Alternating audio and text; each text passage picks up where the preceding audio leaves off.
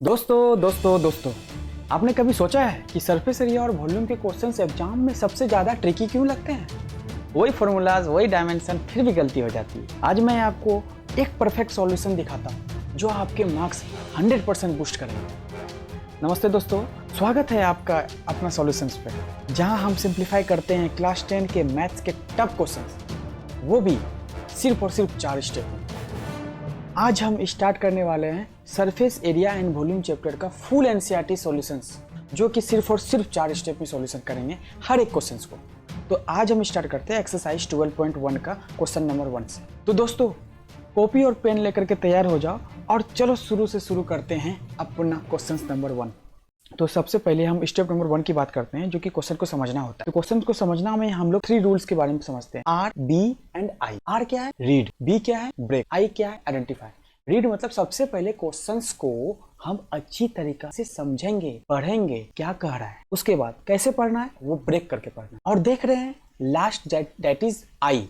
आई मतलब होता है आइडेंटिफाई, मीन्स फिगर को आइडेंटिफाई करना, फिगर को विजुअलाइज करना। आप स्क्रीन पे देख सकते हैं कि फिगर मैंने बनाया है साइड में। तो सबसे पहले क्वेश्चंस को ध्यान से समझते हैं। 2 क्यूब है जिनका हर एक का वॉल्यूम दिया गया है। कितना दिया हुआ है? 64 सेंटीमीटर क्यूब। मतलब इस क्यूब का 64 सेंटीमीटर क्यूब दिया हुआ है, क्या? वॉल्यूम। और इस क्यूब का 64 सेंटीमीटर क्यूब वॉल्यूम दिया हुआ है।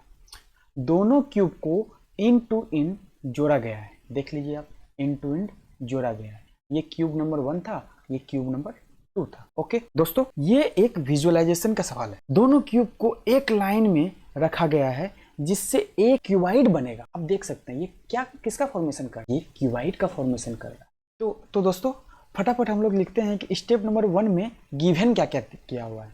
गिवन सबसे फर्स्ट वॉल्यूम दिया हुआ है किसका? क्यूब का। कितना दिया हुआ है?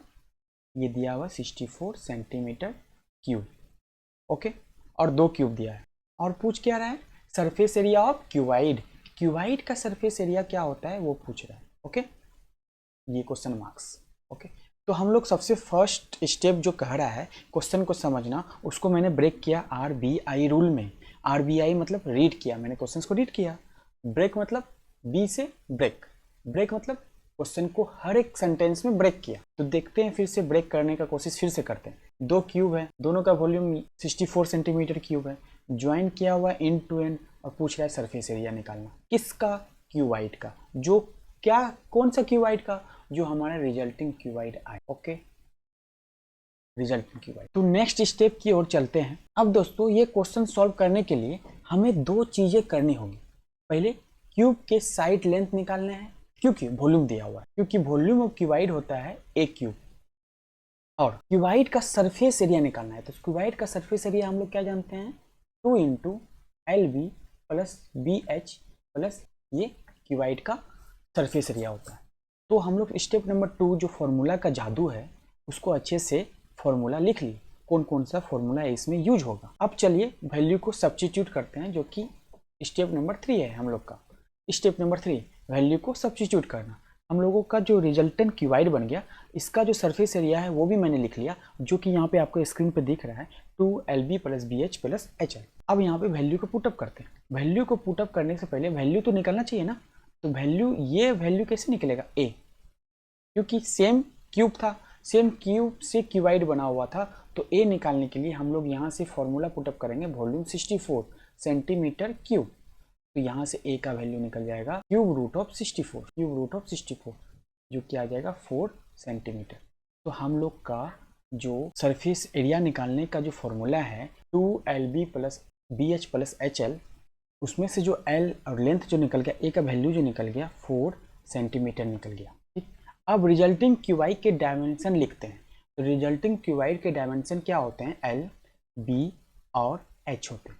ओके, L, B और H। L जो है 2 क्यूब का साइड का लेंथ का सम होता है, यानी 4 प्लस 4 कितना हो गया? 8 सेंटीमीटर। क्लियर? अब ब्रेथ जो होता है एक क्यूब के साइड यानी 4 सेंटीमीटर। हाइट जो होता है एक क्यूब के साइड यानी 4 सेंटीमीटर। क्लियर? अब क्या करेंगे हम लोग? इस पे पुटअप करेंगे। 2 इंटू L कितना हो गया?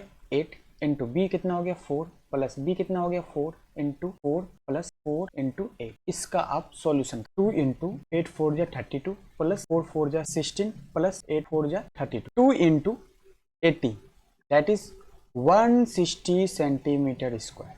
ये आपका आंसर हो गया। लेकिन स्टेप नंबर 4 क्या कर रहा है?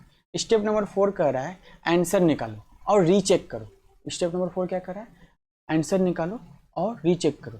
तो हम लोगों को पता चल गया रिजल्टिंग क्यूबाइड का सरफेस एरिया जो है, रिजल्टिंग क्यूबाइड का जो सरफेस एरिया, रिजल्टिंग क्यूबाइड का सरफेस एरिया जो है हम लोग का आंसर आया 160 सेंटीमीटर। और एक चीज़ इसमें और ऐड करना है, इसको बोलते हैं यूनिट चेक करना। इसमें यूनिट जरूर चेक करें। यूनिट क्या है इसका? Centimetre square. क्या ये सही है आंसर? हाँ सही है।